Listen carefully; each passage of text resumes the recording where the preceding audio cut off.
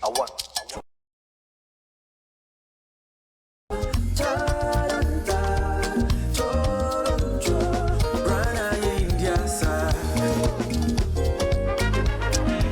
back. We're live on It's 103.9 FM. It's time for Showbiz Review with Andy Dusty in the studio with me, Chief Executive Officer, Ghana Tourist Authority. We're live on the radio. Mr. Akwasi Agyeman is right here, my big brother. Good morning. Good morning, Andy. How you doing, sir? I'm hanging in. Nice. Another good Monday morning. We're hoping that it's going to be a blessed week. Afishapa. You hardly come here, but once you come, it's all good. Good news. It's all good, but I've always been listening to you every now and then. Oh, you have time to listen? Yeah, listen. And then also your guys do a very good work with social. So even if I'm not here, I'm able to follow what's going on. Right. It's amazing how you have time for all of these. You seem very busy. It's a 360 world out there. You need to find time for everything, and at least try to keep in touch with what's going on, because this is where we get our feedback. I want you to take me through your day. When you wake up, what's the first thing you do? First thing I do. No, because I know how busy you are. Definitely, first thing I do is to pray, read my Bible, and then I hit the road. Depends on what the day holds for me. Like today, first thing I'm doing is to come to your studio. So I woke up, did my normal quiet time, then I'll set off. But it's always busy because the industry is quite vibrant. So many associations, so many players, everybody wanting to have a bit of you. So you make time for that. You make time for work as well. Go to the office, make sure things are in order. Try and keep up with technology as well, how things are moving on that space. And then eventually also look at family and everything. So we mix it up. We mix it up every day. Do you have time to exercise? Oh yeah, I do. in between the morning and getting out, I try and do a little walk. So those of my friends who live in Abelimpi, they all see me walking in the morning. That's what I do. But I wake up early. So by 5, I'm on the road. Do you have time to sleep? Yeah, I sleep. Sleep. They say sleep. What's your normal sleep time? when I feel sleepy. Oh no, the duration. Let's say 4, 5, 6. Or do you do the normal 7-hour sleep? 7 is a luxury, but I try to get at least 6. Yeah. Oh, wow, that's good. Yeah, 6 is good. What about food? I'm not a food person, so I eat on the go. Anything that comes, I just buy it and then I'm okay. Hey, really? Yeah. You're a very lucky individual because you look very fit. Yeah, I don't like food. Food makes me feel full and lazy and all that. So I try and make sure that there's something in the tummy. So, but not go and sit out there, have a big lunch and no, I don't do that.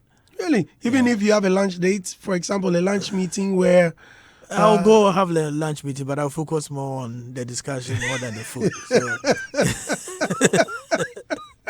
I see. Yeah. Congratulations. Recently, you launched a book. Yeah, I try to put things together because I think if we are all to do that, maybe there will be better perspectives on issues.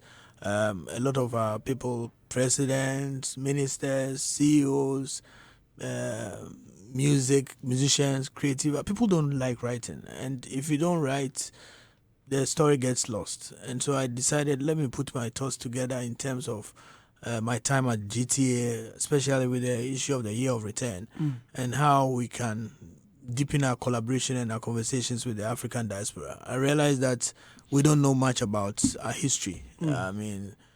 Even as somebody who had gone through university in Ghana, worked in media and all that, taking up the role as coordinator of the Year of Return taught me things that I never knew. Like the history of the slave trade, where some of the people went. I remember when we started the Year of Return and we quoted Genesis 15:13 or so, where God had told Abraham, your descendants will be in slavery for 400 years.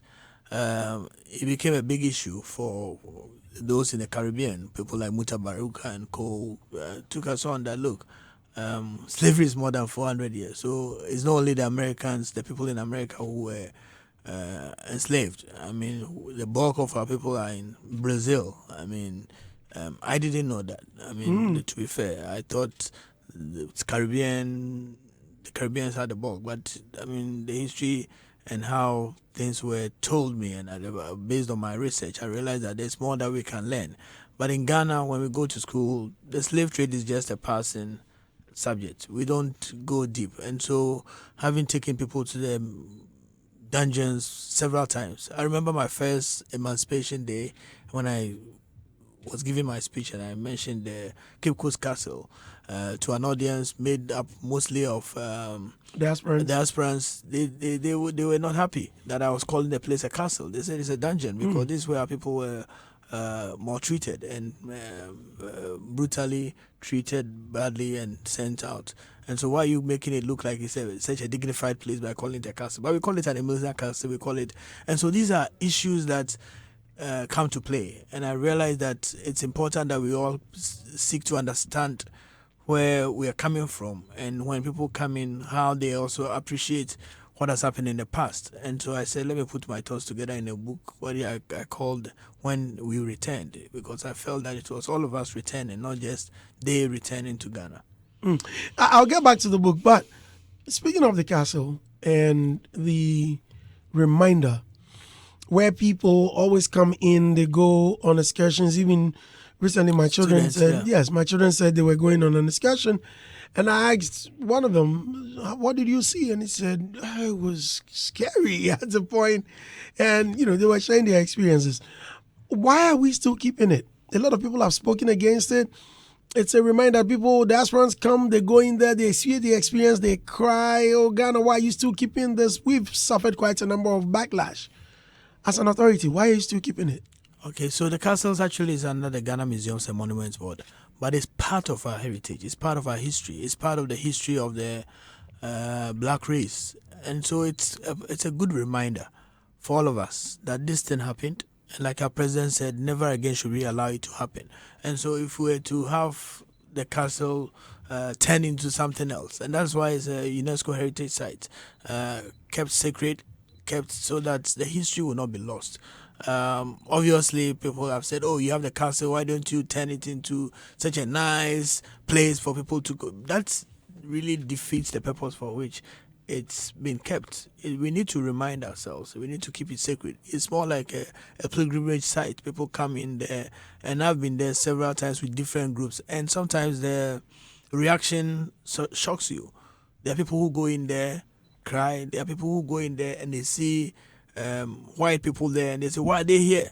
There are people who go in there very sober, reflecting, because, if you're an African American or you're Afro-Caribbean or you're from the diaspora, if you're not like a second, third generation, but you are historical diaspora, those who've been sent out there, then you know that somebody related to you, it could be your great-grandfather or whatever, it's a great-great-grandfather or whatever, or mother, went through that horrific experience, through Salaga, through Pikuru, through any other place, barefooted, walking with chains to Asin Manso, through Asin Prasu to Asin Manso, being branded as somebody's own.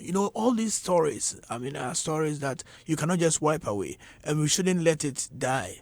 But it should not be like we are reminding people of pain. It's also a reminder that we need to do better. We need to come together because we are one people. When the African diaspora come here, they feel like they need to be accepted. They are part of us. And so once we also understand the history, understand that these are brothers and sisters who were captured and sent to what was supposed to be a new world, then we will appreciate it more. I see. Back to the book. Was it difficult putting it together? Not that difficult. I decided I started off as writing a poem.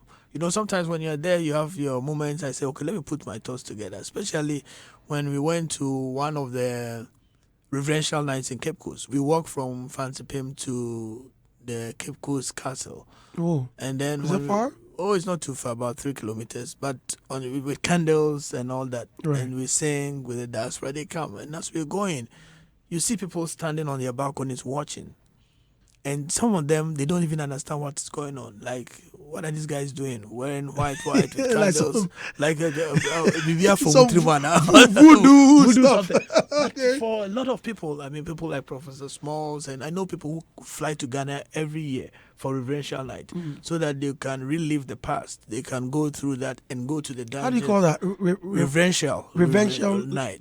Okay. Yeah, so that's the day before Emancipation Day, which is on the 1st of August. So we do that every July as part of either Panafest or Emancipation. And so, going through that experience, I decided to put that together as a poem, which I did, because Panafest every year calls for papers for papers. So I decided, okay, I'll put this in the Panafest call for entry call for papers. But then I said, look, what did I put, especially when people started talking about, the year of return was somebody's idea, the year of return. I said, but I know the story. I know how it began. I know when the president gave instructions to our then minister, Honorable Katrina Feku, the meetings we held, who was there and all that. So why don't I put it together? Why should I let this be part of the lost history? A lot of our things, like sometimes we talk about Kwame Nkrumah and JB Dankwa and all that. Imagine that the first meeting that they held and they had all put their thoughts together in a book. You probably appreciate where each person and the role each person played. So that's what I try to do in putting it together. But then I realized that it's also important that we try and educate ourselves. So went online, read a lot about the history of the African diaspora, the pain. I mean, I went to school also in Louisiana, in New Orleans, which is a deep south. And there you could tell clearly that, for example, you had uptown New Orleans and downtown New Orleans and the east. And when you say you're in the east, everybody thinks you are black because that's where the blacks are. Right. So you can't say, I'm in the east. And when you go into the east and you see the sort of infrastructure there compared to uptown New Orleans, you see the difference. You see the pain. And so when Katrina hit, I think in 2005 or so, the people who suffered the most devastating were the people in the east, because they've been kept in place. So I put all these things together so that we can continue to remind ourselves that the battle is still a luta continua. Yeah, we're still fighting the battle. In the studio, CEO of Ghana Tourist Authority, Mr. Akwasi Agyeman. Today, I want us to get to know him more. All we know is that, he's the CEO of GTA, friendly character, hardworking. Yes, what else do we know about him? Well, I thought we were going to talk about tourism today. Oh, we will. We will. So let's get in there. We will. We'll get into that. I mean, almost every time you come here, it's all about tourism. Yeah, tourism. Of course, that's where you reside. And so, yes, obviously, we can't bypass that. Yeah. But let's know you better. From childhood, where did it start? Okay, I was high, and you're taking me too far. And I threw you off. You threw me off. I don't know where to start, but okay. So I grew up in Kumasi. Okay. Went to University Primary, to Pokuare, Buamponsem, to University of Ghana, and then here I am. I mean, after University of Ghana, I worked in, started off as a banker actually. No, I started off as sales at GBC on the breakfast show. Oh, I remember then that was when Gifty Auntie and Co had started. Keitado, Elankra. So we were part of the people who started the breakfast show, but I was in sales. So we're going around selling, got opportunity to work with Stanbic, Standard Bank of South Africa then, in South Africa for a period. So when I was coming back, I got a very good recommendation from them. At that time, Standard Bank were the majority shareholders of Merchant Bank. And so I saw an advert for a financial analyst. I mean, but my background was I did political science in the university. So, and then after that, I did an MPA, Masters in Public Administration. So I said, okay, let me go and try it. But when I got there, I realized that, the people that I met there were, some of my mates were very sharp shooters. Okay. People who did maths, statistics, economics, and here I was with my political science background trying to get that's into why financial. you met my uncle, huh? Yeah. So I went in there, did my bit with them, did an interview. Went back feeling that this one I wouldn't get in, but I got a call from them that yes, they were quite impressed with my background and the work that I did, but they wanted to hire me as a relationship manager then. So I went in, started at Merchant Bank for some years, moved into EcoBank, and then went back to school to do my MBA because I realized then that I needed to improve upon my financial background and business administration. So I did that, went to Tulane University in New Orleans. But then whilst I was there, because I'd worked also in media for some time before moving to Merchant Bank, I was torn between the two. And so I got a call one day from Edward Boateng, who was moving from South Africa to Ghana, and said, look, we're trying to set up global media in Ghana. We had worked together on the breakfast show. It was his idea. Because before then, TV started at 3 p.m. So when he was starting the breakfast show with Dr. Frimpong and co, everybody said, hey, you can't have breakfast TV in Ghana. But then they started it, they pioneered it, we were on it. So let's come back and let's work together. So I had to choose between going back to the bank and moving on to be an entrepreneur. So I said, okay, sometimes you need to follow your instincts. I said, let me do that. So I went in there, we started Global Media Alliance, working with Edward. At that time, we were about 3 of us: Albert, Mensah, myself, Edward, Mr. Fufi, and then started growing. Now it's the rest, as they say, is history. A lot of people have passed through. A lot of people have worked there. And in 2017, the president, having worked with me throughout his campaign, felt that I had the wherewithal to handle tourism because part of the work that I had done prior to 2017, I had worked with Jake on 2 projects. One was the presidential tour of Ghana with President Kufuor, when we had ABC from the US coming here with Forrest Sawyer. So President Kufuor was the presidential tour guide, sort of. So he led the team to go around the country to show the country. And this was premiered in the US. And so after that, we had Anthony Bourdain come to do the food show. And so when I was one of the producers of that show with Anthony Bourdain. We went around. He tasted every food in Ghana, drank anything that would come his way, and so that really started giving me an interest in tourism as well. That okay, this is an area that we could, as a country, build on to develop. So the president saw the potential in me. And I was appointed to GT, and I believe we've done our bit. There's still work to be done, but that's in a nutshell my life story. Well, I'm married with 3 kids. Yeah. I didn't want to touch on that. Yeah. But it's good you've reminded me. Yeah. But you've done tremendously well, especially with the year of return. You mentioned that in the book you had to, because of history, you didn't want to distort it and state the facts. And that how it came up for Gen Zs, or for some of us who are not aware or do not have any idea or may have believed the distorted history. How did it come up? Okay, so I think somewhere in 2017, around March or so, we just started off, and then I got a call from my minister then, Catherine Afeku Honorable, to come. And then he said, look, hey, the president wants us to continue the work that his friend. And you know, the president and Jake grew up together somehow, and they're very close. And Jake had in 2007, during our 50th anniversary, started what they call the Joseph Project, which was more based on the biblical story of Joseph. Joseph being sold into slavery by his brothers, and then at some point in time when they had need, it was the same Joseph that came to their aid. So that's what Jake was talking about, that the Joseph Project, now we have sold our own out there, but it's time to reach out to them for support. And so the Joseph Project was such a big thing that Jake launched.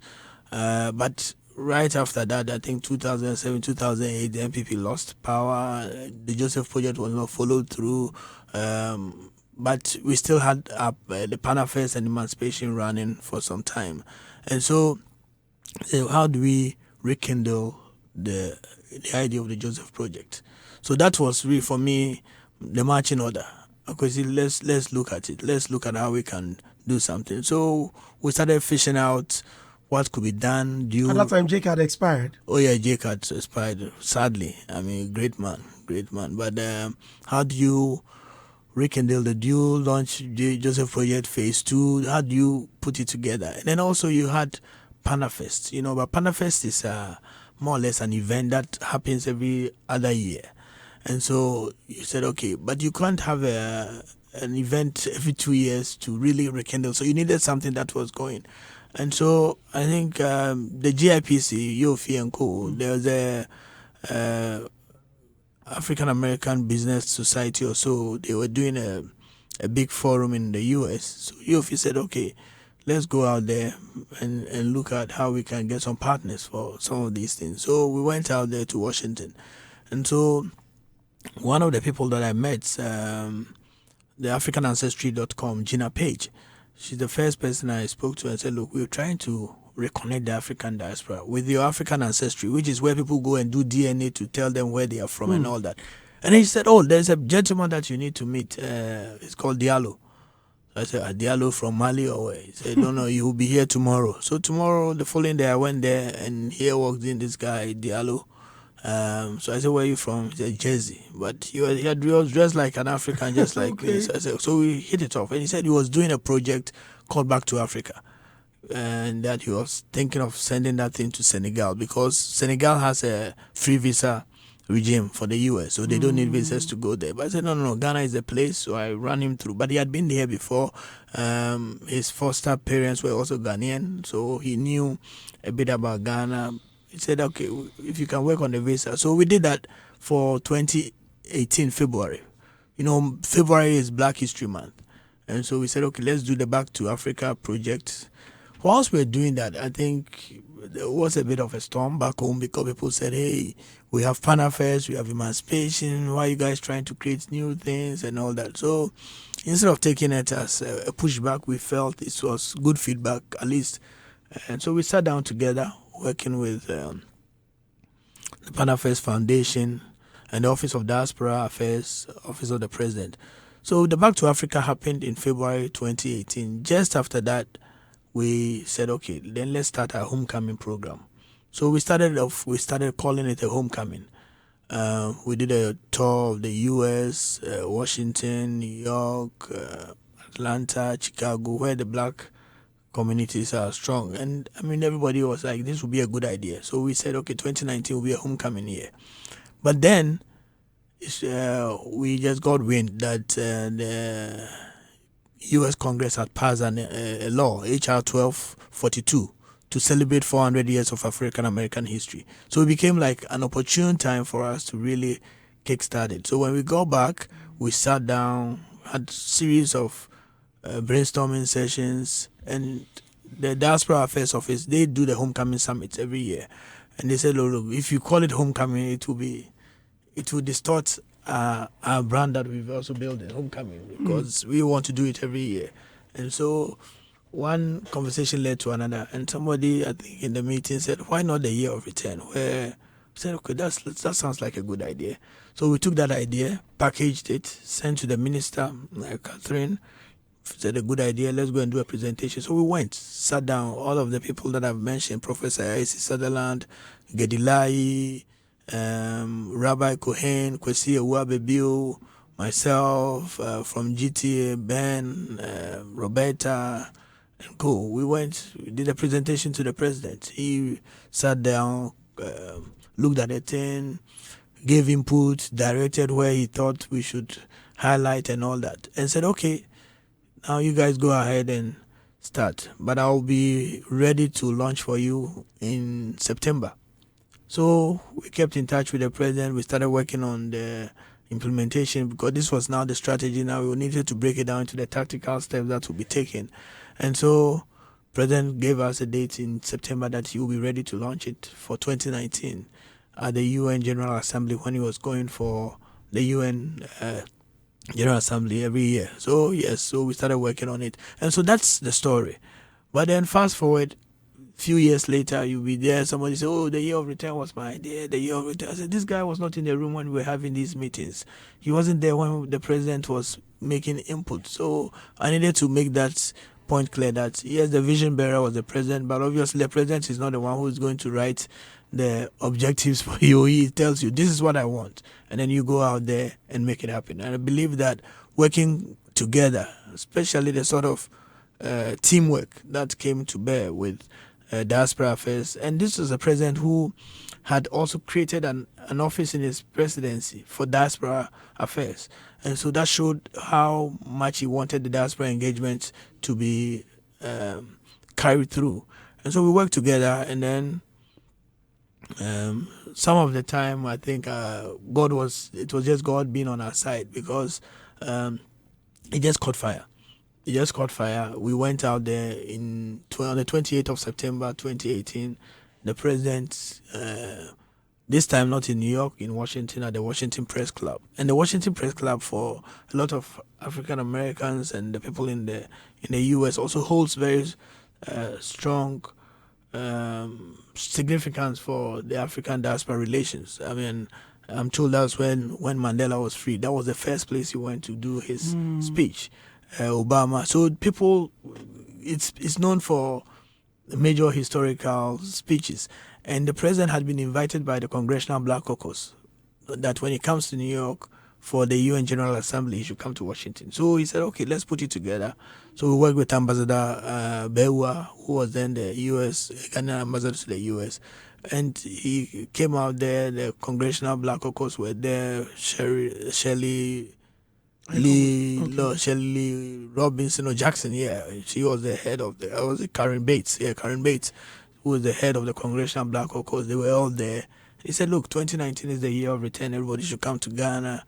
And so we came back looking at how all things would go. I think a few months later, we got a call, about 6 weeks later, from my minister once again, Catherine, that, hey, Boris Kujo and his people are coming in December. I said, wow. But we said 2019. He said, no, they want to come and spend Christmas here. Oh, wow. So we said, okay, let's do it. So they put out what they call the Full Circle Festival. And so that really became the starting point. So people like Nadia from the Office of the President and co were all involved. We put things together. And then, fortunately for us, in one of our trips around the U.S., we met with a lady called Annabelle. She said she wanted to relocate to Africa. And I said, okay, when you come, maybe we can work together, because we need people like that who understand both worlds. And after the launch in October, I got a call. It was Annabelle. Said, oh, I'm in Ghana now. I'm here to stay. And so we started working with her as well. So now things were coming together. And all of a sudden, Boris Kujo came with Michael J. White, Bozoma, and all of them. And they were here. And, these guys have large following. So when they started putting that we are out there in Ghana for December and all that, it caught fire. Then all of a sudden, calls started coming in. Kofi Kingston, Steve Harvey, everybody wanting to come to Ghana. And so I would say, we sowed the seed, but God really, really watered it for us. It's good you've mentioned all of these celebrities, especially showbiz personalities. You've mentioned Michael J. White, Boris Kujo, and the rest. Beautiful country called Ghana, where people are coming in. What about musicians or stars back home? Did you use them as well? If you did not, moving forward, well, just some few weeks or what? No, there's no few weeks. Let's move on to a few months too. And I'm talking about December. Christmas. Yes. Oh yeah, that's what I'm saying. Right. Because for example, one of the first few artists out there that we started engaging was Fuse. Okay. Fuse ODJ. And the year of return, at that time he had played this song with who was it with? Is it a Sharon or something? Was it Demi Mali? Brefier Demi Mali. Demi Mali. He said, okay, guys, if you're going to do this, take my song, use it. He didn't even ask for a dime. He said, look, use it. And so we had engaged, and I had met Fuse, through one of the programs that we did, and visited him in his house in East Legon. We sat down, and I saw the passion in him. He's doing what he called the Tina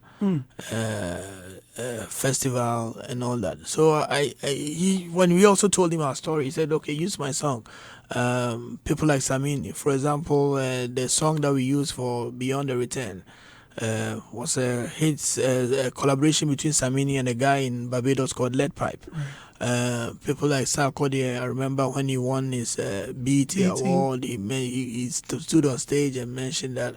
And so we've been working with the artists, and it's also the reason why we came up with the concept of December in GH, because we realized that we needed to create a platform where, after all is said and done, our artists and musicians and people within the creative arts will benefit. And I will say that if you look at the data and even some of the interviews that they have granted themselves, I remember I read somewhere last year Shatawale talking about how much money he made in December. And so these are platforms that have been created for our musicians. Some of them we invite for some of our programs. Last year, for example, we were in Howard University. We have a collaboration with them every year, Black History Month. We started with, is it medical? Yeah. Which one is medical? Which one is manifest? Sometimes I get confused. Manifest is the... Manifest is Chicas at the one. Okay, so it's Manifest. So we went to Howard University with Manifest. Yeah, so, and he gave a speech to the students. They loved him. I didn't know he's such a brilliant guy. Sharp. And he stood up really for Ghana. He gave his background where he had he'd been in the States, in Minnesota. He gave a very brilliant speech to the students, and it was a packed hall. It's part of the programs that we've done. Last year we took Samini there. When we went there, he also did well, gave a very good account of himself, his music and his background in Ghana. And then I think Stoneboy also followed up. And so we've created all these platforms for collaboration. I mean, I wouldn't say we involved in the commercial side of things, but it's not for nothing that, for example, Shatawale collaborated with Beyonce. It's all because we have tried to put Ghana as a top-of-mind awareness destination for the African diaspora. And so all the celebrities that are coming here, if you go to Hollywood, they all want to come to Ghana. Some of them really do. I mean, there's a lady, AJ Johnson. Right. She was part of the team that came with Boris Kujo for the first time. The next time I saw her was in September of that year, and she had been in Ghana to Ghana 8 times. Yeah, I met her. She said she's helping some students. Now she's doing work here. She's building facilities here, helping some orphanages. Every year she does what she calls a New Year, New You, bringing diaspora here. People like Bozuma. And the work that they do here, we partner with Essence Magazine. They also come every year to do some work here. And so things started happening, and everybody then joined in. And that's, typical Ghanaian. So our musicians and our people in the creative space have really benefited from this initiative and the platform that has been created. But I believe we can do more with better planning, better funding. These things cost money. If you compare what we are doing to, let's say, Rwanda, and sometimes we go and we meet with them. When they meet, we say, hey, Ghana, you guys must be burning some money. We say, no, we don't have money, but we are using our network and the partnership that we formed. So one of the organizations that, for example, we have formed partnership with is the NAACP, which is the biggest black civil rights organization, and they have millions of followers.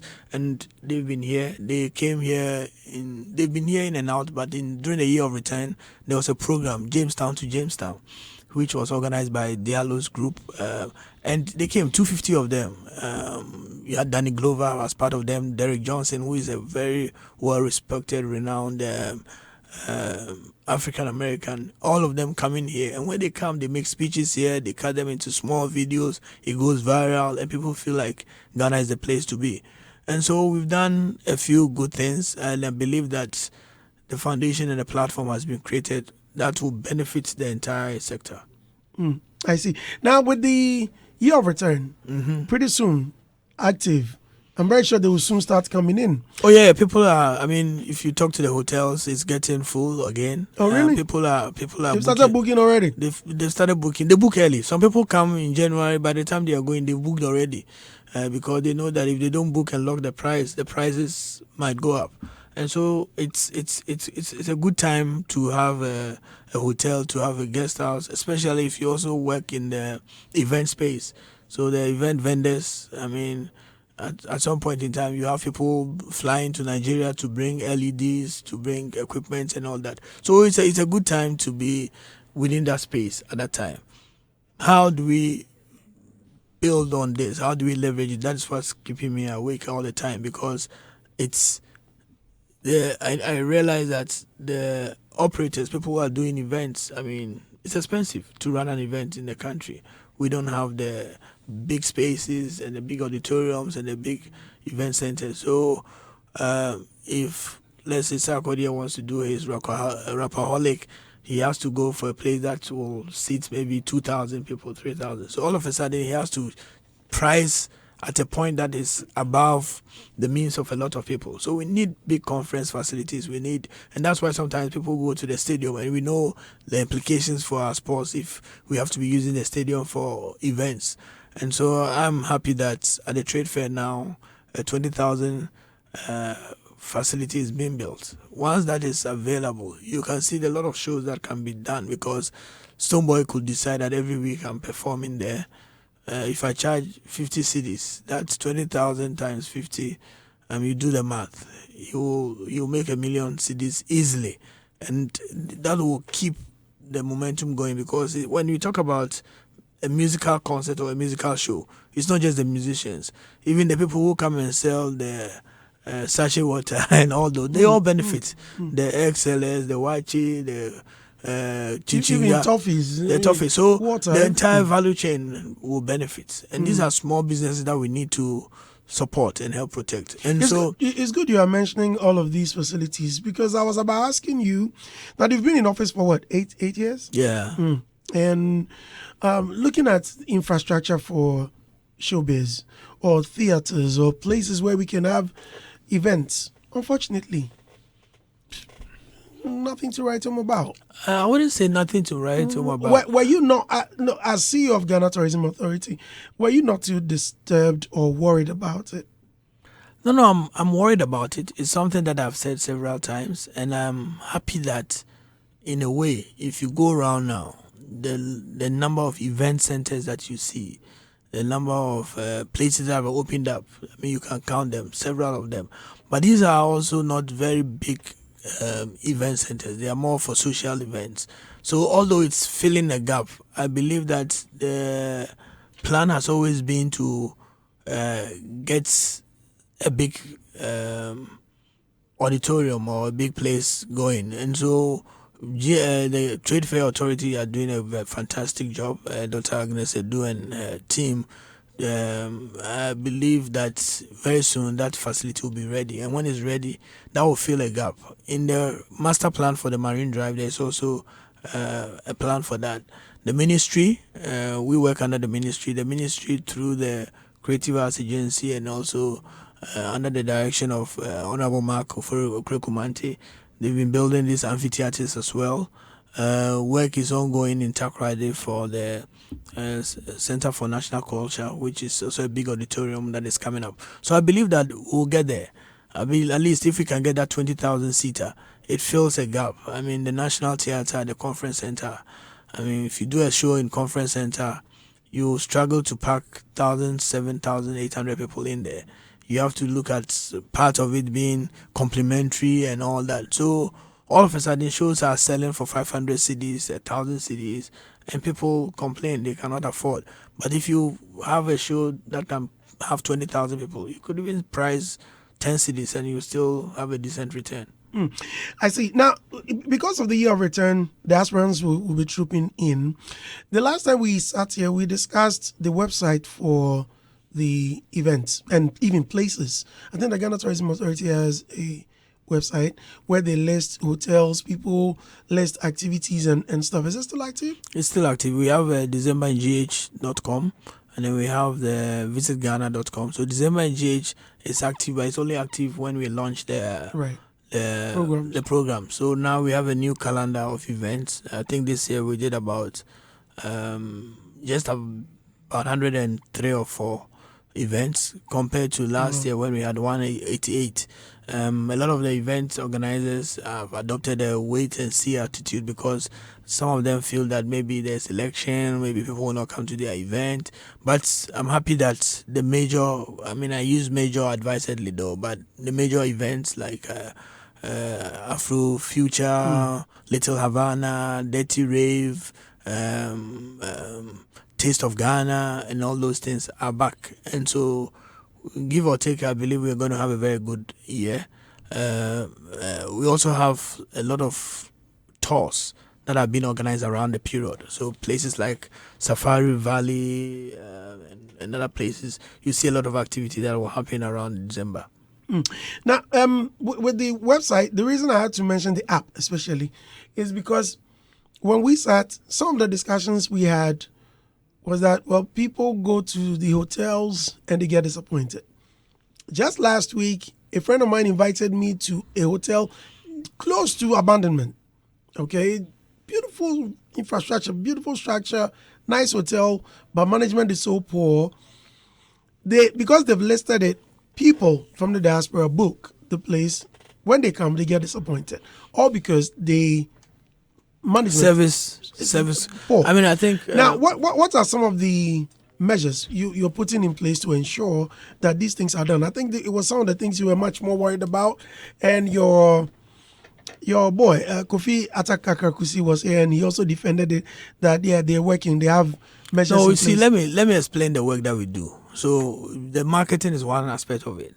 We do also what we call the regulations, the regulatory side, which is the standards and quality assurance. So we license all these facilities. But these facilities, even if it's sports I'm coming there. So if I give you the data, for example, in 2016 versus now, I just want to put the data so that you understand. So, for example, if you look at license accommodation alone, we've moved from 2,798 accommodation facilities to 4,613. So the sheer number of new facilities that have come up, guest houses, boutique hotels, bed and breakfast, is very, very too much, sort of, if I should put it that way, compared to our ability to properly track every service delivery. So we do what we call service assessment. The licensing is the basics. So, for example, you come in, we look at the infrastructure, if it's okay, and then we give you the license. And then we do what we call the service assessment, where we go in there, sleep there, send a team there, they spend a night, test all the facilities to see if they are working. And so it's something that is an ongoing thing that we do. But I concede that if you look at the number of hotels that we have, guest houses, restaurants, versus the number of staff that we have, we are just about 300 dotted across the country. So you have somebody sitting in Cape Coast who is superintending the entire region, and from Cape Coast to my hometown, Duncan or Fane, it's almost 3-4 hours.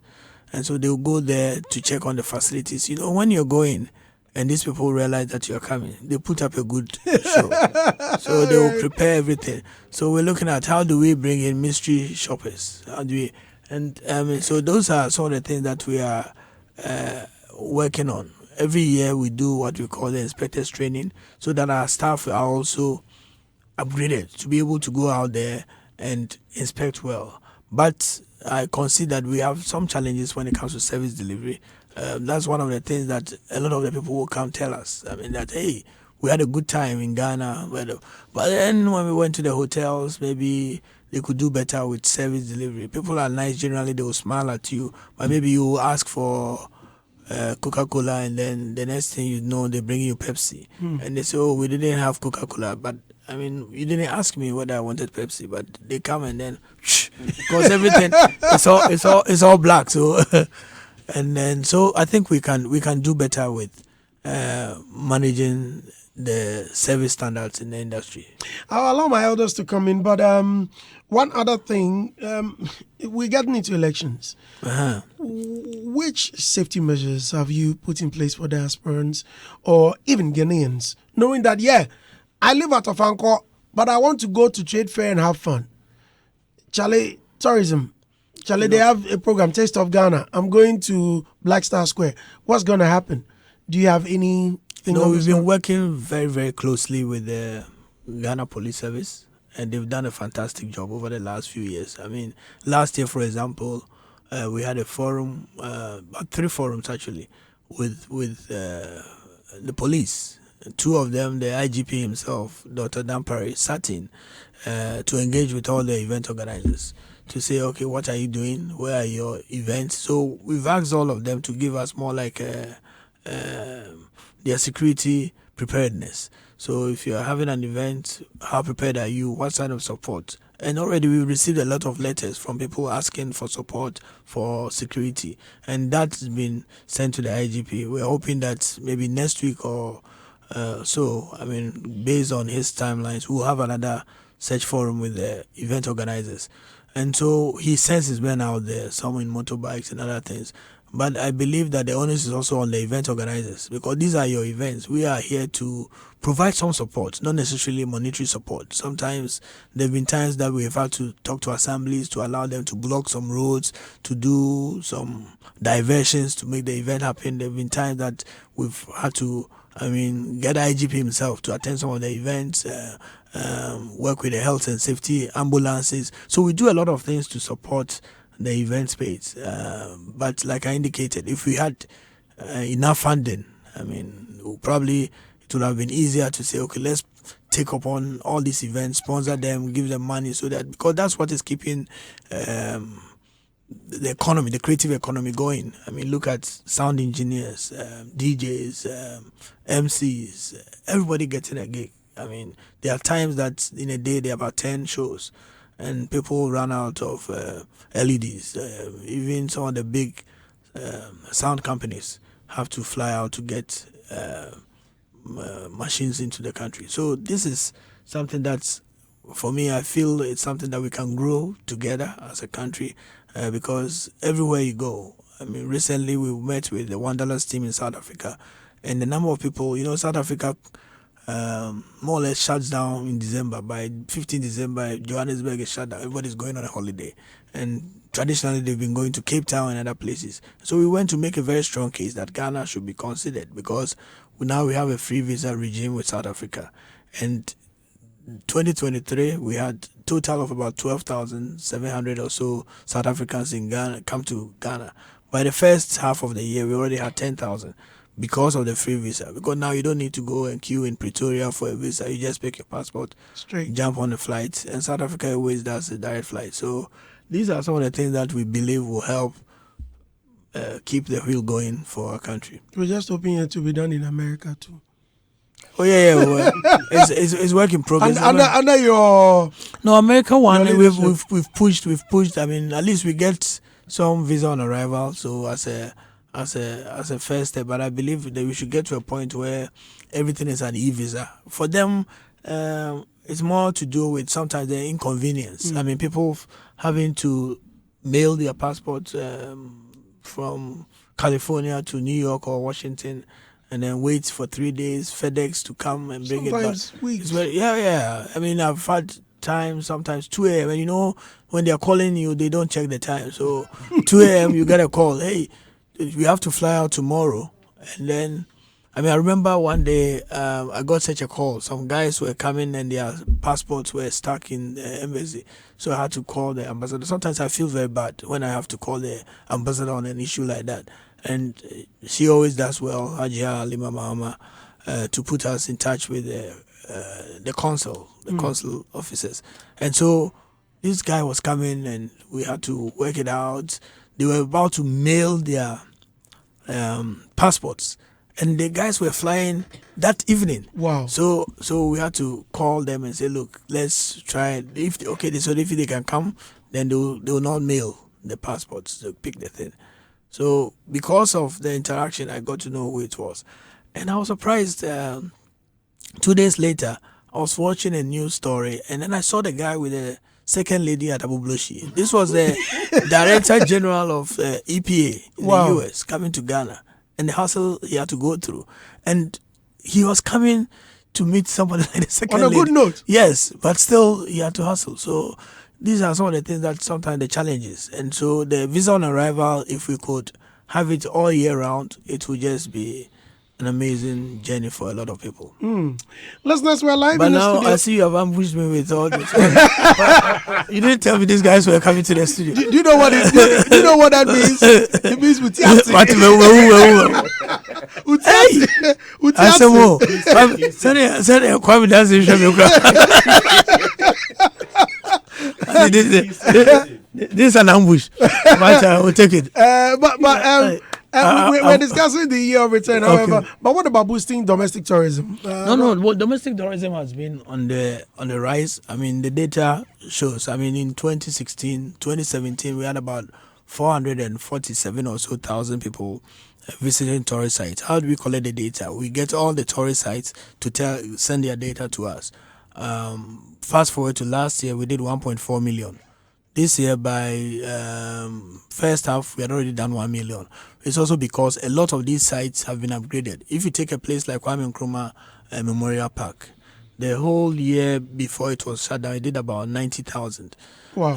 Yes. So it was more or less a dead spot because facilities had run down. But once it was upgraded, once facilities were added, and it also opened up for the space for people to hire and do other things, events. I mean, multimedia have done a few things there, so it's opened it up. So you can see the numbers growing. I think last year, if my memory serves me right, they were doing about 400,000. So to move from that to that, it means that we have to build on infrastructure. So places like Kintampo, the numbers are going up. Bunsu Eco Park. Even at the Bonwe Kente Museum, which wasn't in existence, we just put it up. They opened it in March. We did a commissioning in January, but the actual first ticket sales was on the 1st of March. By September, they had done almost 4,000 visitors going there. So it tells you that once we focus on infrastructure, then the domestic tourism will go. We also started a very strong marketing campaign. 2017, we launched what we call the See Ghana, Eat Ghana, Wear Ghana, Feel Ghana campaign. And you see, once we launched that, all the suits that I had, I told you I used to work in the bank, so all my suits have I had to give it away. And now, because I'm wearing Ghana, so every time I have to find a tailor. So the tailors, they are chopping from me, but it's just good. Great. Yeah. You know what, you know what Mr. Agyeman is doing? Yeah, it is. Okay. No, so now if I wear, because we're feeling guilty. We're feeling guilty. No, but you see, but mine is Ghana made. I don't know about yours. It's saying. No, the wedding Ghana suit are also okay. But you see, the perception, once you're wearing a suit, people assume that it's not made in Ghana. So so that's why I don't wear suits. But I think we did that campaign, moved into 2018-19 when the year of return came. The See Ghana, Eat Ghana went down a bit. And just talking about musicians, I mean, the See Ghana Sick Tune was also something that was done for us by Ochami Kwame. And so we went in there 2019. Then we started again what we call the Experience Ghana, Share Ghana, which we ran as a campaign online for a long time, where we said if you go to any tourist site, experience it, share it on a platform, and you stand a chance of winning prizes. We did about 40 different campaigns around it. And so domestic tourism has also been growing. But I believe that if you look at the number of tourist sites that we have, I mean, our minister has gone to Parliament several times to answer questions. And most of the questions are almost the same. What is the ministry and the Ghana Tourism Authority doing in my constituency? We have this waterfall. We have this, we have that. Yeah, but because there are lots of major untapped opportunities. So what we're doing is to look at the little that we can do based on funding that is available. And so even now, I mean, if I mention some of the places that we have upgraded, Kintampo, Bunsu, Nzulezu, Salaga, in July, we did the Salaga slave market and the wells, because really the story of the slave trade started from up north. But when people come, because we didn't have the facilities there, we tried to take them to Cape Coast Elmina. So now Salaga is open, Picoro slave camp is there, Tafia Tome, the Monkey Sanctuary. In the next few weeks, we probably will be commissioning the Picoro one. We have the Tanobwasi Sacred Grove. It's also beautiful. The people from the Tano people, they have a very strong story to tell about the history of the Tanobwasi Sacred Grove. And so there we went there working with the assembly, the MP and the regional minister, and we've upgraded that as well. That is also ready for commissioning. If you go to Densha, Chichire, we went there for a funeral one day. When we were introduced, somebody came to me and said, "Have you been to our fish pond?" I said, "What fish pond?" Took me there, and these fishes are like, some of them are like you, Andy. Huge. Yeah, so huge. And when the people don't, They don't eat them. They don't eat them. So the fish eat bread. So when you go in there, you have all these people selling bread around the area. So you buy the bread and then you give it to the fish. They are living marketing. Yeah, they're living a good life. Oh wow, I see. I think so. Also getting my drink a film. And I say, brother Samuel, also no there. You buy first. Brother Katia, when they change from my brother Samuel or the brother Katia. But these are all places that we are currently upgrading. And in Accra here at the Nationalism Park, we're hoping that we'll finish this week. Major upgrade of the site, so we can have a place where the serious city lighting in the evening. We're working on the Usu Night Market, working with the Assembly, Koleklote, and at the Geese Park, that's next to, adjacent to Asumdwe Park. We're doing a major upgrade there as well, where there's a mini zoo, there's a skating arena, we're going to have food court, and so many other things. So I believe that these upgrades are going to add up to what we have, because COVID taught us a lesson that once the airports are shut, the planes are not flying, you have to look inwards. And so we've done a very good job with domestic tourism, but I believe that we can even do better if we can get every Ghanaian, those who especially who are flying out for holidays to Dubai and South Africa, if we can keep them here, then the market will grow. It's also because we've seen, like I indicated, a lot of new facilities. I mean, private sector ones. Safari Valley is one of them. If you go to Western region, Maha Beach, recently there's one that is opening in Takoradi. I've forgotten the name. Amazing facility. So all these things are coming up, and people will have a decent place to go. And you have facilities like Bisabrewa, which is also private there. So the private sector is also playing a role. I really want to visit the Bisabrewa. You've not been? No, you sent it to me. I posted some. It's amazing. That's a core answer. But obviously, with strong support from the ministry and ourselves, and he's doing an amazing job. I mean, there's sort of artifacts and things that are there. You go there and you marvel the story, and he's done well. And I believe that he's going to bear the fruits, of his labor very soon. Listeners, we are live on this 103.9 FM. CEO of Ghana Tourism Authority, Mr. Akwasi Agyeman, is here. Recently, you were in America with the Black Stars. I think you were trying to put together a football. No, that's Kotoko. Oh, Kotoko, I beg your pardon. Kotoko. Yes. And you couldn't get all the players there. We couldn't get the players. So this is part of our outreach. When we came in there, we realized that if you look at the Ghana Tourism Authority, we participate in a lot of fairs and exhibitions. But one day I looked at the data and said, then the number one inbound destination for us is the US. But we spend a lot of our resources and time in fairs in Europe,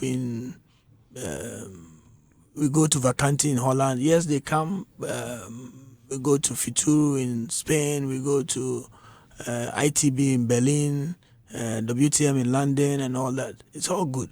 But the people that are coming mostly are from the US. So how do we work that market? How do we get them excited about Ghana? So after the year of return, we decided to make it a yearly ritual to have what we call Ghana Week in DC, where we work with Howard University, DC United, and a few other organizations. So the first one we did was more like forums and all that. The following year they said, look, bring a soccer team. So soccer team, they say, let's play with DC United. And so last year we took the Midiama, they were the league champions. The following year, that was this year, the Parliament was also celebrating the anniversary, 30 years of democracy. And they put a Democracy Cup, Kotoko and Haas. Unfortunately, Kotoko won. I say that because I'm a husband. No, I get it. But fortunately, Kumasi, you supposed to go.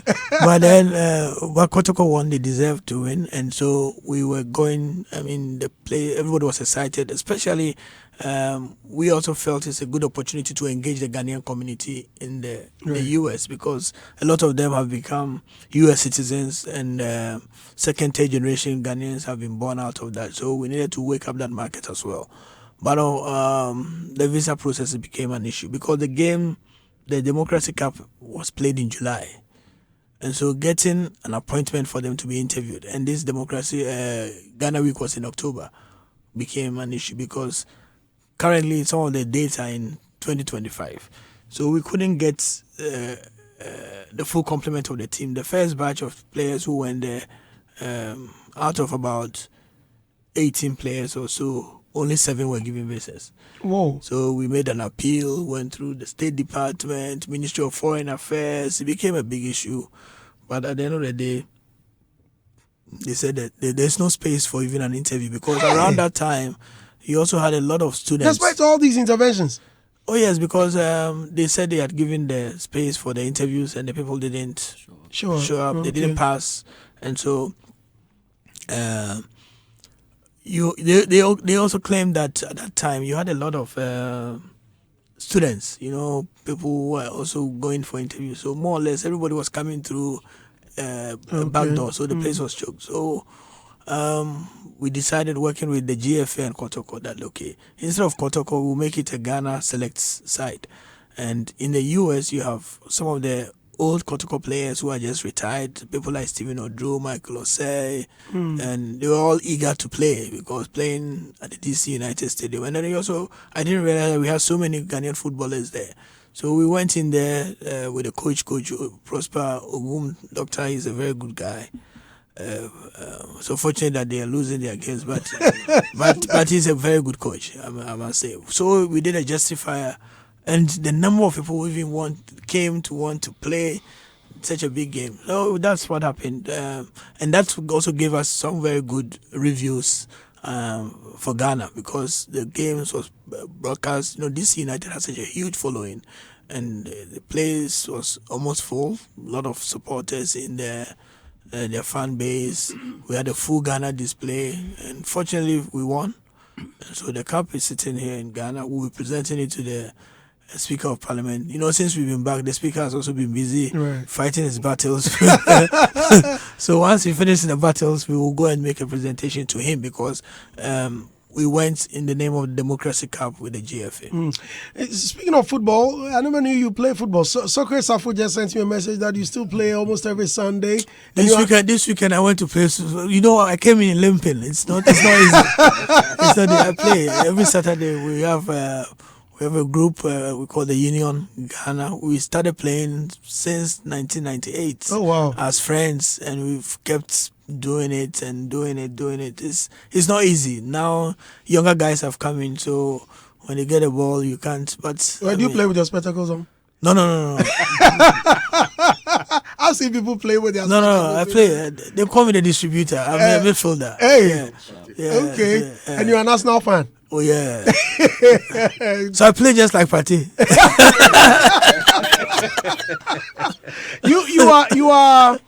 You are a Black Stars committee member.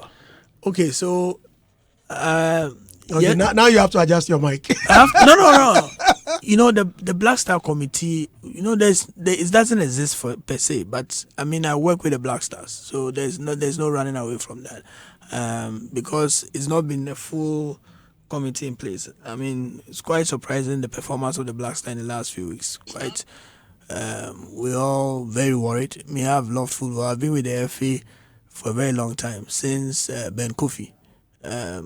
We started doing the syndication for them, brought in Kina Pharma, Ghana Telecom, the Vodafone Premier League and all that were the ones behind it. Worked with Kwesi Nyantechi. I was Division 1 League Board Chairman for how many years? 6 or 7 years. And I've been working with the current administration. Very, very arduous tasks to try and revamp our soccer. So it's not going well at this moment, but I believe that we need to keep at it. This is not the first time. I always tell people, this is not the first time Ghana has been qualified for AFCON, but it shouldn't have happened this time. But 2004, we didn't go to AFCON. But 2006, 2 years later, we went to our first World Cup. So I believe strongly that even with the setback that has happened, we will be able to qualify for the World Cup. A lot of people are calling for Tuado's sack, although he's left and back. And even yesterday in the press conference, he's saying that people are just talking. What was his statement? We're talking blah blah blah blah, and that our opinions don't matter. A lot of people think that the statements were a bit arrogant, and for someone who's working closely with them, and again, as a committee member, which does not really exist. What's your take on this? Do you think it must be maintained? You know, over the last few years, we've had how many coaches? We had Kwesi Appiah come and go, Milo, CK, and then Otto phase 1 and Otto phase 2. And I believe speaking to the FA president and executive committee, their plan was that we should have a long-term plan, a long-term build-up. So they felt that they needed a coach who could do the long haul. At that time, I think Otto had taken us to the World Cup. He came, he said he had a contract with Dortmund, went back. So he's been brought back to try and build long-term. So if you look at the long-term vision, I think we need that consistency. But football is also about results. And so, but where we are now, where we have, in a few months, I think 3 months, we have 2 crucial games against Chad, home and away, I believe, to try and qualify for the World Cup. I don't believe this is the time for that change. But it's also a call for Otto and the technical team to really take a mirror and look in what are the things that are not going right, because I don't get it. I mean, if you look at the things that need to be provided for from the management and the FA side, I mean, time was when you have players complain about bonuses. Time was when you have players complain about where they have been staying, hotels, the things. That's the work of the FA management. I mean, from our product Ghanaians had, there's interference. So because of that, I mean, nobody even discusses anything with the coach, because he's been given a free hand, yes. Because that's what Ghanaians said. People assume that... especially Kurt. People assume that Kurt Okreku will go and tell the coach, fill this player. He doesn't do that. You understand? And you can't even have that conversation with Otto. But in keeping with the principle of let the technical people do their work, they do their work. So I think we need to just hope that there will be proper postmortem of what has gone wrong, why things have happened the way they've happened. Because it's been more like the previous call-up. We went to Mali, we won, and then came back home and won to get our World Cup. You know, when we started the World Cup, in a very qualifying in a very jittery position. But we came in there, we won these 2, and the hopes were high. And all of a sudden, AFCON started, and then boom, there's a slump. So it calls for a reflection. It calls for a proper review of the technical. But I believe that we also need that sort of long-term. I'm not really into soccer. However, what you're saying that no one really talks to him, especially Otto. They don't want to interfere in his operation. In this case, now that things are crumbling, in fact, shameful, who's going to do the review? Again, when? Oh, I think that the ESCO, what happens every time is when there's ever a call up, by the time they finish, they will send their technical reports. There's a national teams coordinating office headed by a gentleman who is such. I mean, if Ghanaians were working as hard as he does, I mean, Alex Asante, he works very hard. He's been doing this for God knows when, since the days of Abedi and Co. So he knows his stuff. Yeah. So he'll collate all that, and then they'll do a presentation to the ESCO. I'm not part of the ESCO though, and then the ESCO will look at the reasons why things have gone the way they've gone. And I believe that the people who are there, they are all football people. They know the sports, and will come clean one day. Let me read this question to you before my elders come in. Excuse me. Senior, kindly ask Mr. Agyeman this question for me. Some of us have travel companies in the west coast of the U.S., especially California. Is there any way the GTA can help us drive the tourism market from there into Ghana, as there is a huge basket from that side? This from Stone. Okay, radio presenter Stone. Okay. Okay, so the West Coast market, we've been working at it. Last week we had a group coming here from California, from the students. I think the education district education office also, where they are talking to some of the operators here. They were brought in by Sun Seekers Tours, and what they're trying to do is to do cultural exchanges. We have people like AJ Johnson. I mean, last week I was on a Zoom. There were about 300 people on a Zoom, asking questions about Ghana and how they can visit. So to people like Stone and Co., I think they should, just work the market. I mean, there are opportunities, especially with students exchanges. What we do is to create more like an awareness. So that awareness is like work that we are doing with AJ Johnson and Co. to create that awareness. But we don't do the direct sales. The direct sales are done by the tour operators, where they reach out to schools, institutions, they reach out to companies. When there's a need for maybe backing for a conference, then we come in.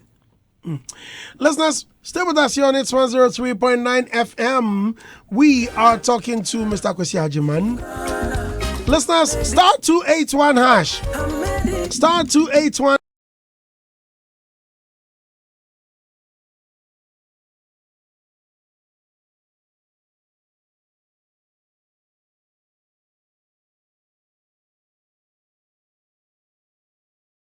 Soon after this.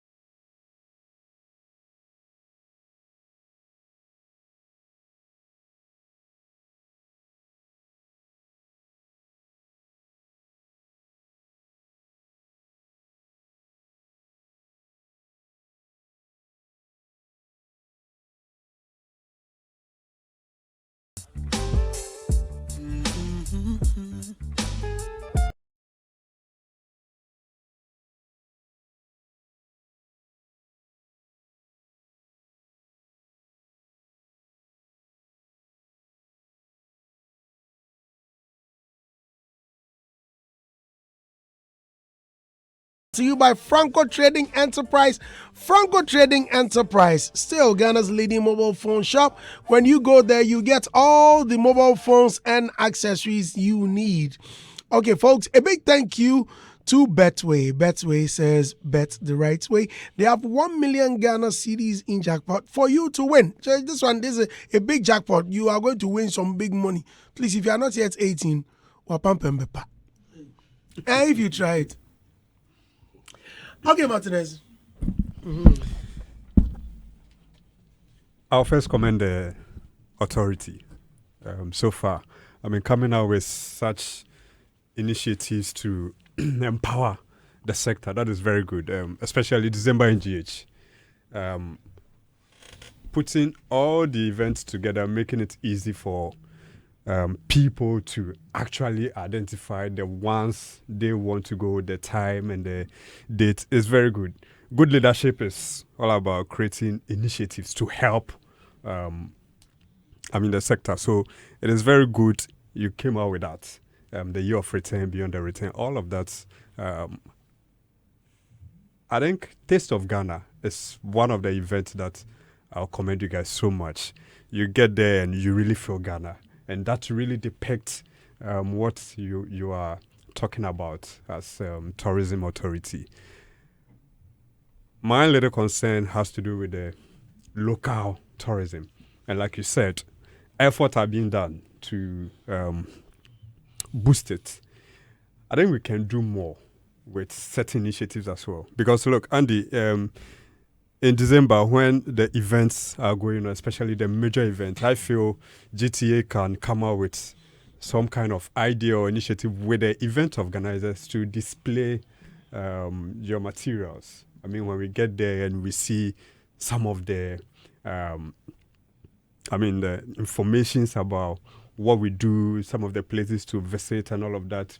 Let's say we see reps or even roll-ups and all of that talking more about our heritage. A way you collaborate with the event organizers. When we get there, we feel it very visible, especially for those who are also coming out from the diaspora. And two, with programs like this, they break it. How you can also come out with a segment on the show whereby an education will be made or a light will be thrown on some of these story sites. If it is a 5-minute segment, Bibi Kakra. Exactly, Bibi Kakra. It's a way of boosting the local tourism. True. That would be very attractive. Right. Okay, George. And then, quick one. Because of my time. Also, with people like, let's say, DJ Switch, Abigail and Afronita, Abraham Atta from Beast of No Nation, I believe that the authority can also come out with a certain initiative or move to support such people, because what they do, they also carry the flag very high. I don't know if you've thought of that, but I want the authority to come out with a plan, something to support, so that it will motivate a lot of the artists or people with certain kind of talent to display. It is a way of also promoting the tourism sector. And then my last point is with Her Excellency Anne Sophie, former French ambassador to Ghana. She was very successful when it comes to her role in tourism here. I don't know, was there any collaboration between GTA and her film? Okay. You want me to answer the questions now? Yes. Okay. All right. Okay, so thanks for the feedback on Taste of Ghana and the other things. I think the idea of getting a segment in on radio, it's good. Last year we did something around December. Did a few sponsorships, but we'll look at on radio. Which radio? Oh, not here, obviously. It's a news, so we do. But I think we can do better with that, especially in and I like what you said about the displays at some of the event centers. I mean, sometimes the sheer number of events does not allow us to showcase everything, so we pick and choose. But I think we can deploy a lot of people out there.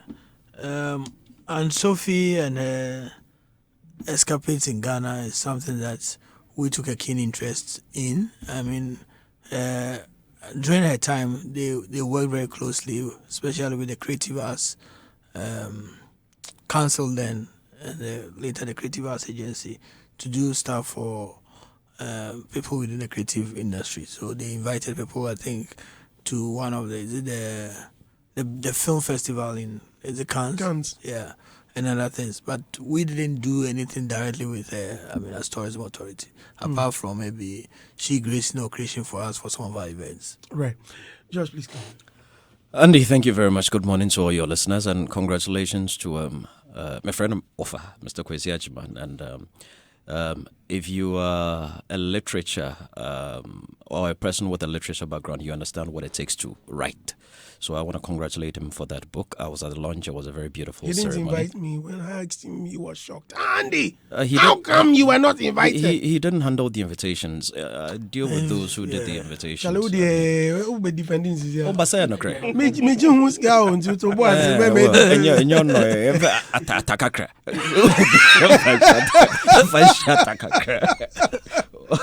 You know, right. Yes, but it's a very good book, and I'll entreat everyone to grab a copy and read. It's very educational. Where do we get copies anyway?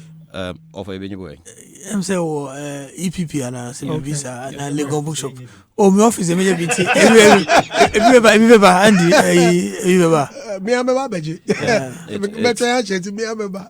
it's very, very eye-opening, and I think sometimes we in the industry tend to think that the GTA is a tour operator. The GTA is not a tour operator. The GTA makes tour operation a joy for tour operators, and they try to enable them and make the environment convenient and easy for them to thrive.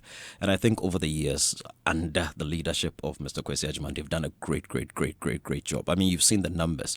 I mean, the increase in Kwame Nkrumah Memorial Center Mausoleum alone is over 250%. The increase in influx of travels is over 300%. It's mind-blowing for a country that has come out from COVID, I mean, like the rest of the world, and you look at the numbers post-COVID, I think naturally but here is one for the entire government apparatus. You see, if there's any sector that connects every aspect of government, it is the tourism sector. Because tourism is the only thing that you can find in sports, you can find in health, you can find in religion, you can find in politics, you can find in every aspect. Everything. So And tourism needs every other arm of government to survive and thrive. So I think for every government, tourism should be key. This is one sector that should be at the top. It should be number one. It should be prime. That is why for me, I'm not really too keen about STEM education. I prefer STEAM. The art is key. It is pertinent. It's important.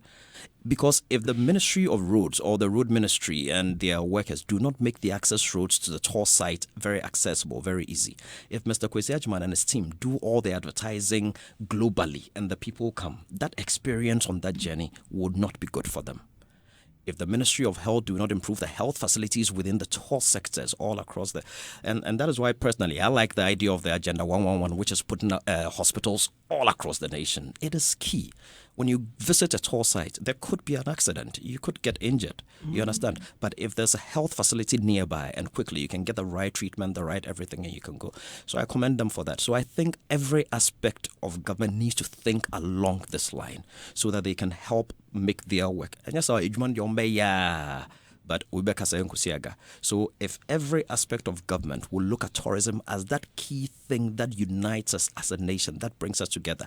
Look at the impact the Black Stars made when they arrived in those Fugu outfits at the World Cup. Was it the World Cup? It was beautiful. Papi, you or no? Yeah. So give the man his flowers for making that happen. You understand? But you don't don't have a problem. Oh, I didn't. So you get it. So that is where the Ministry of Sports also should come in. That's the problem, you see, and that is where the Ministry of Youth and Sports also needs to look. Let's try and solve this problem. Look, Ghana is a football that when you listen to what some of the international communities, sports journalists and analysts have said regarding our failure to qualify for AFCON. A hard drink. Yeah. Oh, a hard drink. So for me, I would like to say congratulations to them. there's a commercial that I have seen, a new commercial that I've seen. The commercial sort of catalogs all the work that has been done in the tourism sector under this current administration, and I think it's commendable. I mean, for me, whichever, yes, a government is a continuum, so it doesn't matter if Andy Dosty is president or Kwame Dazi is president or whoever is president. I think some of these initiatives ought to be continued, ought to be improved, ought to be grown, because at the end of the day, if Mr. Akwasi Agyeman's effort to win, it is Ghana that wins. The kudos will not just go to him, it will go to each and every single one of us. Right. Okay, nice one there. Olasti MS says, Andy, I'm really impressed with the works they've done so far, and I really enjoyed the year of return bit. A lot of work being done behind the scene, but my question is, did they charge Mick Mill before he shot the music video at the Jubilee House?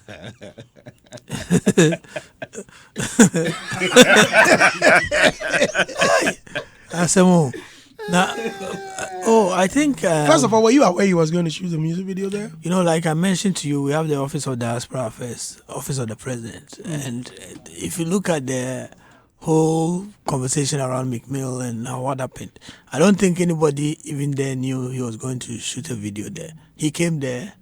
If you look at the insets, I don't think it was a full production. So he was given access to a few places with his people to see and all that. And then they recorded, and then they did it before everybody could say Jack. But I think he came back later to apologize that was not the intent to disrespect the office of the president. I think this is a president who has really opened his doors for the diaspora. If you look at almost everybody who's been here, has been granted access. Sometimes even people around the president say, but why are you bringing all these people here? Because he says, look, I want to encourage the diaspora engagement. So Kofi Kingston, when he had been the WWE champion, I mean, it's a film. But I mean, he was the champion. He came, went to present his thing to him. So it wasn't out of place that he was granted access, and then he did what he did. Kumasi Boy says, Brandy, please ask him is it because Kotoko players couldn't get the visa to travel? That's why he's saying Ghana select side? Because last time when Midiama went there, we didn't hear anything like Ghana. So why is it Ghana select side and not Kotoko? He's explained it. No, because Kotoko had 7 players, and Kotoko also, the management of Kotoko indicated that because it wasn't their full complement of the team, they wouldn't want it to be a Kotoko playing, because almost 7 so we had to quickly, but I think it worked because it generated a lot of interest in the DMV area, the people in Maryland, Virginia, and DC. Footballers go and grow. Akwaba couldn't so free warehouse never no pano. Which means our bread. See, we first warehouse manager. Now we talk about Boli. Was a chief of all. Whenever you can't go for your family. Akwaba. I one. No, about 2. I feel the come back. This is Akwaba. If they won't be please come in. Thank you. Akwasi has received plaudits from a lot of people in the industry for his work at GTA, and some have tipped him as somebody who will be a fine Minister of Tourism, Art and Culture. My first question: do you have a plan? Will you accept an appointment as Minister of Tourism, Art and Culture? Should I add the second question? What second question? So a few years ago, there was a copyright infringement case from a musician called Kirani Ayat. When the government used his images without his consent.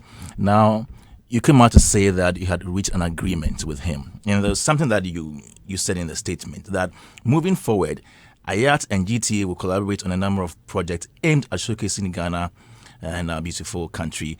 I want to ask if there has been any collaboration with him yet. Okay, so I think just to put matters in context for us all, we didn't go out there to steal Kirani Ayat's work. I explained it several times. we had a group that we worked with. They wanted access to certain tourist sites and certain information. And we asked them that in return for providing all that, if they could grant us material, because we need a lot of material. We buy materials all the time from people like Yao Pare and all that. And so they said yes, they could. So they gave it to us. When we showed the video, I mean, this is a video that surprisingly we had showed several times. But it just so happens that on the day it was posted on the president's page. And, you know, president or the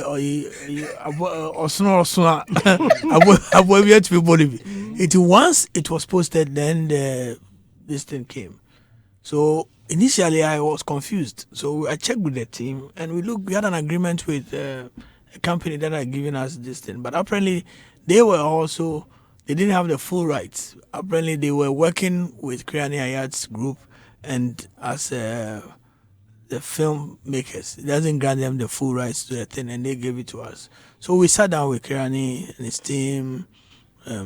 Initially, it was tough because, you know, once this thing becomes such a big case, people like Sarkodie and everybody jumped in without knowing the facts. So we had to state the facts, but we were very willing to engage with him. We did. Eventually, we reached an agreement and a settlement. And then in that agreement, we said, going forward, we'll work together. So this was somewhere in the middle of the year. So by December, when we were doing our December programming, we reached out to him and his team because he's from Navrongo. And we asked whether they were, because we are even keen and eager to have programs in other parts of the country apart from Accra, Cape Coast, Takoradi, which is dominating the December NGH calendar. And he said they were not ready, and when they are ready, I mean, since then we haven't actually heard from him. So we haven't been able to go the whole 9 yards with him, but we are still keen on working with him. His song was good. The videos that he has, especially the quality of the videos, were very good. We had to pull it because he said we hadn't gotten the rights. The work that we do, we get into all kinds of trouble. It's not only him. I mean, just after him, a few months later, we had another group. They said they had seen a video at the airport, and it was their thing. We had to sit down, try and come to some settlement. I mean, it's not always monetary. Sometimes we decide to collaborate. Sometimes we even have to commission them to now do the proper thing for us. There have been cases now. We have one who says we've used their pictures for some book and all that. So it keeps coming. But I believe as an industry, I mean, as an authority, if we never make mistakes, then we will not be a human institution. So when it comes, we take it on our stride, we take it on our chin, we engage and we go. So Kirani, if you're out there, we were still open to that collaboration because we need he's a very good artist. His manager then, I've forgotten the name. He was also a musician. So people like Rocky Dawuni and co all had to come into the matter for us to settle. So we're keen on that. It's good you've mentioned this. The first question, right, the minister right, question. Right. Oh, the minister question, it's not a question because at the end of the day, we have an election to win. For me, that's the focus. After the election, if you win and you are given an appointment, I don't will want you accept? I don't want to. It's not a question I want to even answer because there's an election to win. Let's win the election, and to win the election, we need to campaign hard. It's not an easy election. I mean, that's why the NPP says break the 8 because historically from 1992 it's been 8 years. But on the strength of the work that has been done under this administration, I mean in education, in healthcare, in tourism, I believe that we deserve to continue. Will you be disappointed if the MPP loses? Disappointed, yes, but I don't think MPP will lose. It hasn't crossed my mind. Yeah. Let me read. I told you that's why I said don't bring these people here. Let me read this from IB. It says, kindly ask Mr. Agyeman about Ochame Kwame is made in Ghana song. Have they been paying him for singing such a wonderful song for Ghana. Do they travel with him a lot to perform for the Made in Ghana song because it's the best song to promote Ghana tourism? Okay, before Made in Ghana, Ochami had done See Ghana, oh say yeah. He did it for us for free. And Ochami is somebody we've been working with over the years. He's done more shows for GTA than any other musician because we love his act. He does authentic music. Most of our tourism awards, apart from this year, most of the time it's Ochami Kwame. At some point in time, if you go to GTA, they also Ochami Kwame will come because when I go, I know Ochami Kwame. He does, yeah. So we have that ongoing relationship with him. And the last time we met, actually, he complained that Nancy Ohuya, I think it's a clarion call for us to re-engage. But the Made in Ghana song is a very good one, and I think we've been, with his permission, we've been playing it as and when we have to. Galamsey too. The Galamsey one is a very good one. I haven't paid attention to it, but I'm also... I just played it. Yeah, I that's when I was even asking them whether it was the Galamsey song. He said yes, and it's also Chame Kwame. But it's a good one. I haven't paid too much attention, but I'm also a member of the Media Coalition Against Galamsey. Oh, nice. Yeah, so we started that fight with Ken Ashibe, Chief Crystal. And if Ken will also write a book one day, he will tell you when it happened. He was graphic MD. I'll soon invite him. I met him yesterday. Yeah, it was graphic MD. We went there with Chief Crystal. I was Giba president. We had a discussion on graphic TV. And when we finished, government had just launched the fight against Galamsey. And so we said, what can we do to help the fight against Galamsey?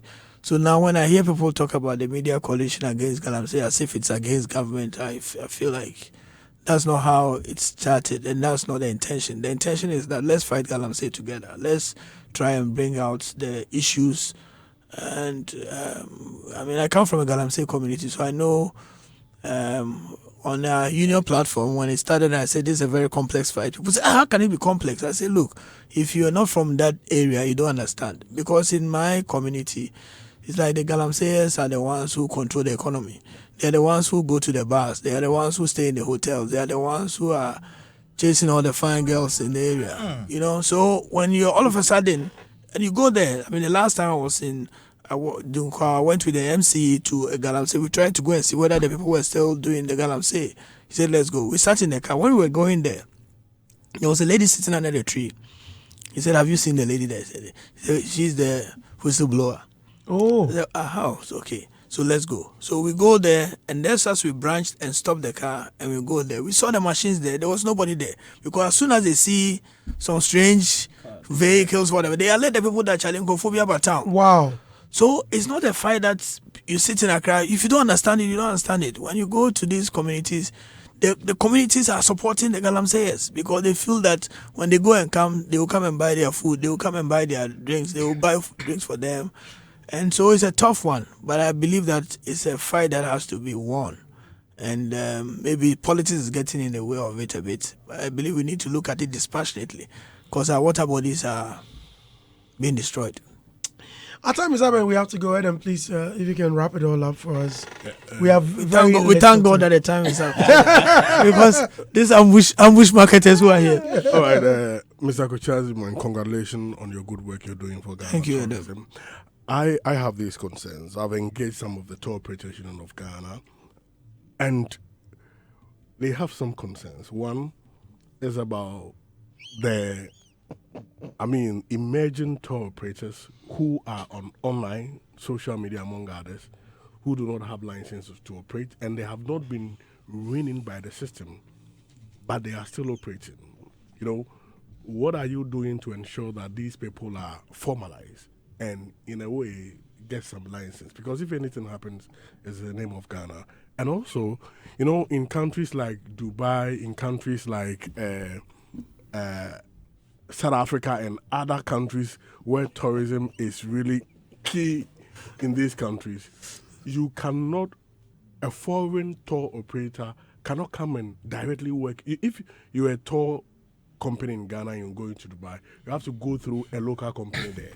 If you are going to South Africa, but it seems in Ghana, foreign companies easily come to do tour business in Ghana without going through some of these things. What are you doing to ensure that, some of these things are kept? And also, the second pillar of the beyond the return is invest in Ghana.